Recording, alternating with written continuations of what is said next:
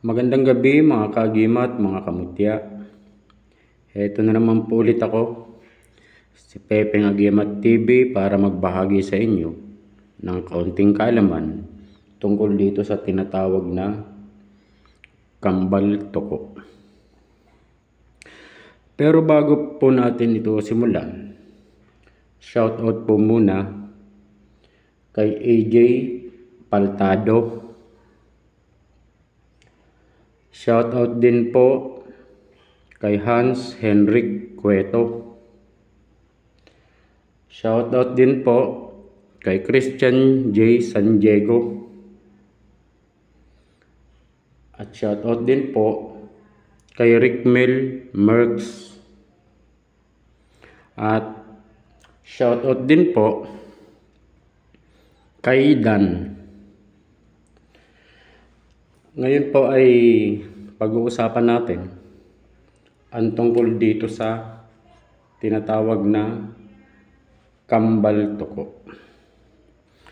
Ito pong medalyong kambal toko, ito po yung nagtataglay ng kapangyarihan sa panggayuma.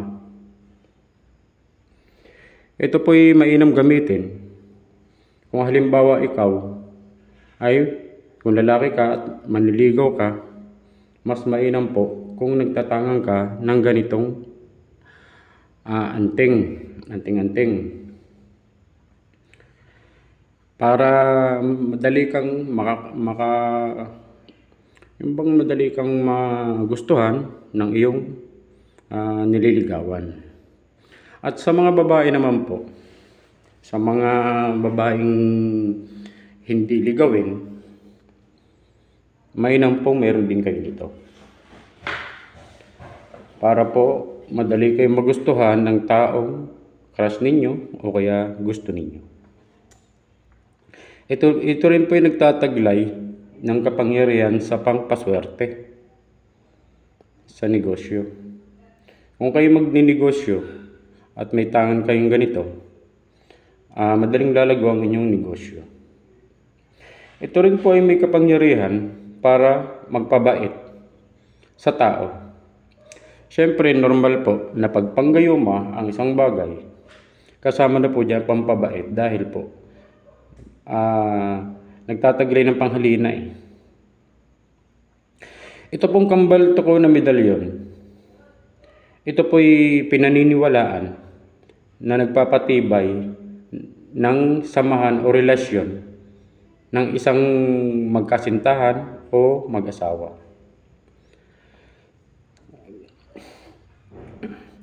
Pag kayo po ay nagtatangan nito, kung ikaw ay may girlfriend, boyfriend, sino man sa inyo, ang may tangan ng ganito, ang relasyon ninyo ay hindi masisira.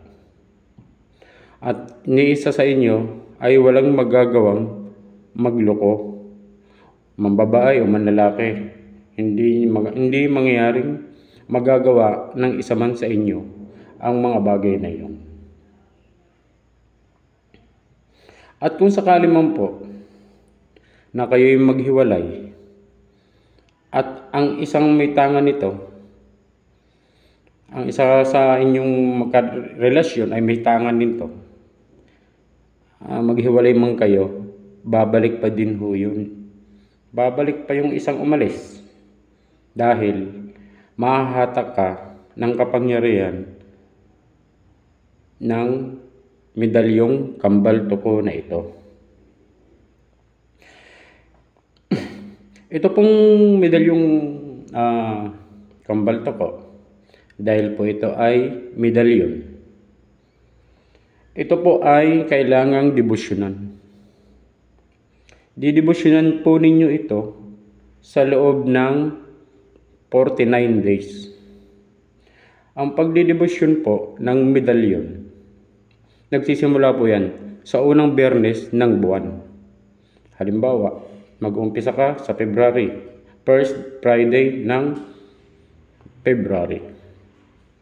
Sa oras po na, pipili kayo kung anong oras.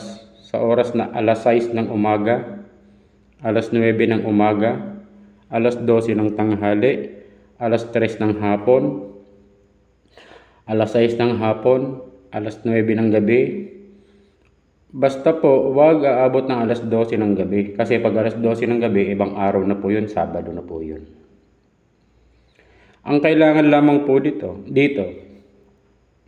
magdadasal kayo ng isang Ama Namin at isang sumasampalataya. At isusunod nyo po ang orasyon nito ng 3 beses. Ito po ang orasyon babanggitin ko. Nemeni, Tritarum, Adita, Christum, Sumatus, Tuwisut. 3 beses po babanggitin yan. Tapos banggitin nyo rin po ang pangalan ng apelyido ng inyong kasintahan o asawa.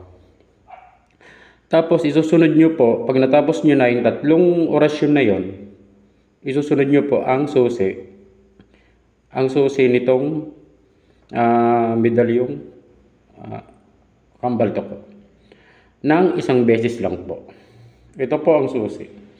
Isa Eli, Erkimi, sa ulo, Kimi, sa ulo, Bator, Domini, Dium, Ego, Dominos, Sexiem, Pergumpam, Igo, Dosum. Yun po ang orasyon at susi nitong kambal toko na medalyon. Kaya po sa mga pansin ninyo, nagkakalabuan na kayo, kailangan po ang isa sa inyo magtangan ng medalyong ito para po ang inyong relasyon ay maisalba. Sana po may natutunan kayo sa aking ibinahagi sa gabing ito. Maraming salamat po sa mga nag-subscribe at sa aking mga bagong subscribers.